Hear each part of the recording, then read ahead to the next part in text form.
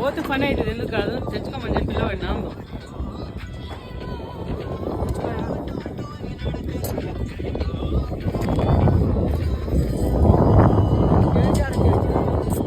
నువ్వు ఎంత చెడు చెప్తున్నా. నేనేం చేయట్లేదు, నేనేం చేస్తున్నా? నేను అసలు నాతో పని కాదు. నేను పది సైలెంట్. నువ్వు కూడా సైలెంట్ ఉంటానా? నేను నిన్నేం వదిలేను. మీ ఇద్దరు కలిసేది నన్ను అవలాయి చేసేది. నేనేమన్నా కేజీ ఆంజలు చేసుకోమని నీ ఒళ్ళటని చీలుతుంది.